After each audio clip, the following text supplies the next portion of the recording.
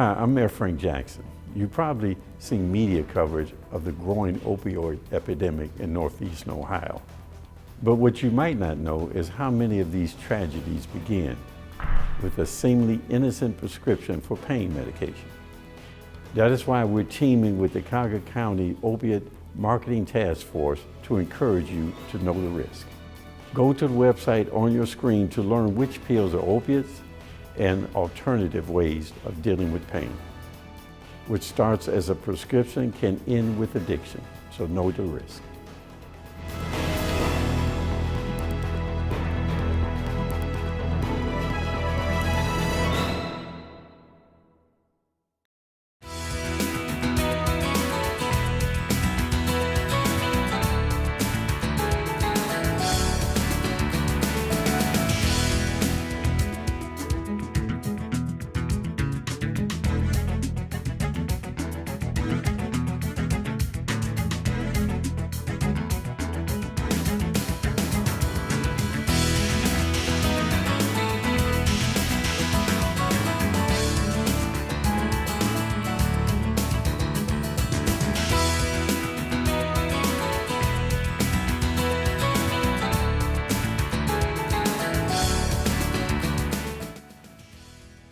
Welcome to Healthy Cleveland. I'm your host, Leah Haslage, and today's topic is on immunizations, specifically with your child.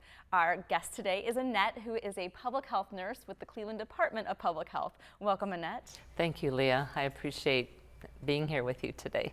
So start off by telling us what your role is in the department.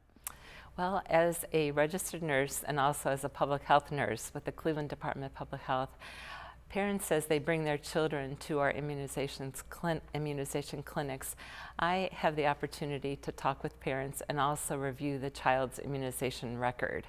After looking at their immunization record and assessing what vaccines they may need, I determine which vaccines would be necessary for them. Now, when a parent comes to these clinics, what can they expect? Usually when we have parents bringing their children to the clinics, you can expect that we will take time to look at their immunization records. And again, a lot of our practice at the Board of Health really relies on a lot of schedules from the Center for Disease Control. Basically, that is where we get our information as far as what vaccines are needed and at what ages. So I rely a lot on different schedules to look at what immunizations are necessary. Sometimes we'll have parents come in and they don't have an immunization record. They may have moved, or they may have lost their record, or their doctor's office may have closed and they have no record. So a big asset that we have in Ohio now is something called Impact SIS, and it's a program where a lot of the doctors are putting in immunizations into this system where we can access that on our computers, so we're able to look up a child's immunization record and see what immunizations are needed for that child. Because they're probably constantly changing the immunizations that are needed, right? Well, you know, not really. There are new vaccines that are sometimes added, and we could talk about that a little later, mostly for adolescents. But for children, for infants and children, the vaccines have been pretty steady for a while. You know, there have been some that have been added on. Basically, vaccines protect infants and children against 10 most common diseases. Yeah, what are just some of the common ones? Well, first of all, the hepatitis B vaccine is a vaccine that is given to infants usually within 24 hours after they're born. So that vaccine, hepatitis B, is given initially in hospitals. So when children come to us, the minimum age that we can give vaccines is 6 weeks. It's recommended that they start vaccines at 2 months, but actually if the mom brings the baby in at 6 weeks, they can be given, you know, that vaccine. The other diseases that children are protected against are diphtheria, tetanus, and pertussis. That vaccine is actually sometimes a combination vaccine. The other disease is polio. Children want to be protected against polio. The other diseases include a disease called Haemophilus influenza B, and there is a vaccine, it's called HIB, it's abbreviated, HIB. That vaccine is given to children to protect them against a disease which can cause bacterial meningitis in children. So that's another real important vaccine. The last one we give to children and infants is a vaccine called Prevnar, and this protects them against pneumococcal disease or pneumonia. So those are the major vaccines that are given usually within the first year of life. So it's a hot topic right now with immunizations. You know, there's a lot of people that think you shouldn't immunize your child, but what are the reasons you should? Well, the main reason is that vaccines prevent disease. That's pretty much the bottom line. Vaccines prevent disease. They're really very safe, they're effective. There are cases where parents have not immunized their children. Case in point is recently in Minnesota, there have been a group of Somali immigrant parents who have refused to administer what's called the measles, mumps, and rubella vaccine to their children. This vaccine, the measles, mumps, and rubella, or it's also known as MMR, is usually given to children at 1 year of age and at 4 to 5 years of age. So this group of parents decided that they did not want to immunize their children for fear of autism. You may have heard about some relation between the MMR vaccine and autism, and there has been no proof that there's a causal effect between the vaccine and autism. However, the immigrants were afraid of the vaccine and so decided not to immunize. Unfortunately, there have been over 70 cases of measles reported in Minnesota. This has been since April, and the last I looked at their website, Minnesota Health Department's website, there were still some cases being reported of measles. So yes, with the whole anti-vax movement, we've been seeing more measles. Polio is making a comeback. Polio is also making a comeback. There are 3 countries, Pakistan, Afghanistan, I think, and Nigeria, are 3 countries where polio has not been eradicated. So again, you know, there is a risk still, you know what I mean, that if we don't immunize against polio, that there could be an outbreak, you know, not imminent in the United States, but again, it's important to still vaccinate against polio. Especially with people traveling. Exactly. That's the easiest way to carry diseases. It is, definitely. Now the flu shot, is it something that you can also get in conjunction with getting your child immunized with all the other vaccines? Definitely. Again, I've been immunizing children for over 8 years. I worked at another health department prior to working for the Cleveland Health Department. So again, in my practice and in my research, you know, the common thread is that you can never actually give too many vaccines. We prefer to give as many vaccines as the child needs, depending on their shot record. And also the flu vaccine can be given with other vaccines, definitely. Are there any cases where a child shouldn't get a vaccine? You know, yes, there are some what we call contraindications. The main one would be if they've ever had a severe reaction to a vaccine, which is called anaphylaxis, where they would have, you know, difficulty breathing or bad reaction.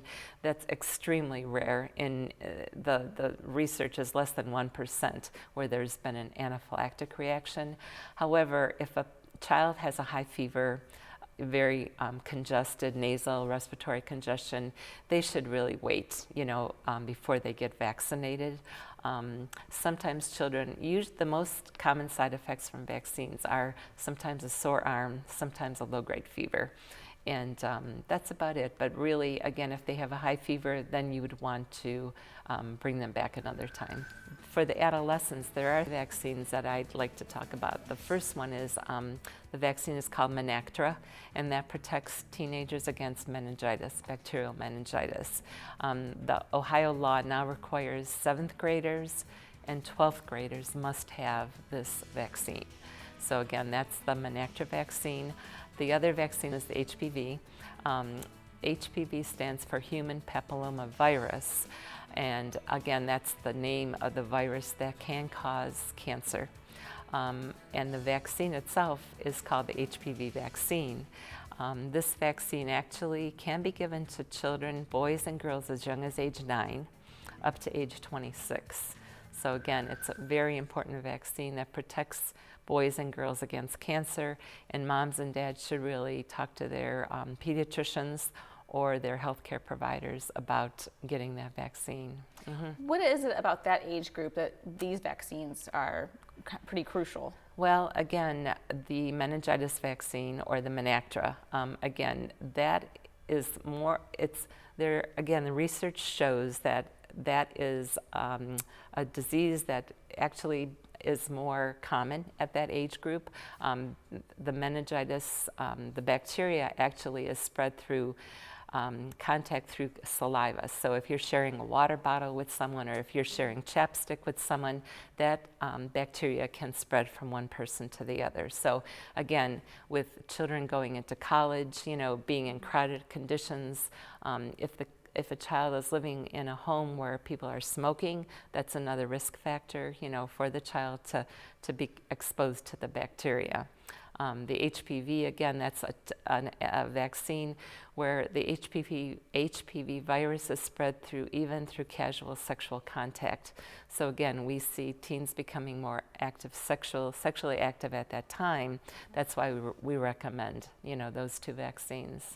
So where can parents take their child to be immunized? You know, we really do try to encourage parents to go to their medical home, you know, because of the fact that children do need, in addition to immunizations, they also need regular checkups, you know. So at our clinics, actually, we do offer immunizations. We have two clinics. One clinic is the McCafferty Health Center. It's the address is 4242 Lorraine Avenue in Cleveland. And our clinics there, actually, we have a clinic there every Monday from 8 to 11. We have two evening clinics there on the second and fourth Thursday. And then on Wednesdays, we're there the first, second, and fourth Wednesday. The other clinic that we have is at the J. Glenn Smith Health Center, and that is on, the address is 11100 St. Clair Avenue. And again, we're there every Thursday morning. And again, the hours there, you can actually go to our website. It's www.clevelandhealth.org. And you can see our immunization schedule, when we'll be there, you know, for immunizations. So do you need to make an appointment at the clinics? Or? No, actually, Leah, you can just walk in. You know, we do not take appointments. Actually, when you come in, the most important thing to bring is your child's immunization record. If the children that come to our clinics, actually, we do see children that have no insurance. That's the most important thing. We have a lot of parents that may have just moved to Cleveland from another city. They have not gotten insurance yet, and a healthcare provider may not see them. So that's why we are available, you know, for parents that don't have insurance or who are underinsured, so their insurance may not cover vaccines, or if they're on Medicaid also. You know what I mean? We see the only children that we do not see are children that have private insurance. They would have to go to their own provider for immunizations. And all they need to bring is their vaccine chart? Or? Their vaccine record. If they have Medicaid, they should bring their Medicaid card. They should bring an ID, you know, their own, you know, if the parent's bringing them. In cases where an aunt or an uncle may have custody of a child, if they have any guardianship papers, you know, that would be good, but it's not always required, you know, that they bring that along. Now, obviously, it's important for adults to get the flu shot, but are there any Yes. vaccines that adults should be considering? You know, adults, there are definitely vaccines for adults. The one common vaccine that we're encouraging parents to get, and parents of newborn children, is something called the Tdap vaccine. That's those initials stand for tetanus, diphtheria, and pertussis. Small infants especially aren't protected against pertussis probably till they're about 6 months old. So it's called Tdap, and it's capital TDAP, and that's a vaccine that adults can get. Also, there's a vaccine called Zostavax vaccine that protects against the shingles disease. So that's another one that's real important for adults. Anything else you think the viewers should know about immunizations? I think I just would like to say that they're very important, they're effective, they're safe, and that vaccines actually can prevent illness in children. at a youth summit here in Cleveland just a short time ago, and I had a parent come up to me, and she had a child who was about 7 years old, and the mom had told me that the child had never been vaccinated, had never gotten any vaccines at all. And when I told the mom, the story about the children in Minnesota that had gotten the measles and were hospitalized and were very sick. The mom looked she had this look in her eye like, you know what, maybe I should really immunize my child. And it was kind of a glimmer of hope that I was able to talk to this mom, you know, that vaccines are important. They can prevent disease. They can prevent your child from dying, you know. And as a mom of 3 children, you know, I actually, you know, my children have been immunized, and it's important for their health and for your safety, knowing that you're doing the best you can, you know, for your child. Well, thank you so much for all this great information. And where else can our viewers get additional information? Again, our website, clevelandhealth.org, is a good place to look. There's also a website called immunize.org that parents can access a lot of information about vaccines and vaccine schedules too. Great. Thank you so much, Annette, for being You're with us here at welcome, Healthy Leah. Cleveland. We've learned so much today, and thank you for tuning in, and I'll see you next time on Healthy Cleveland.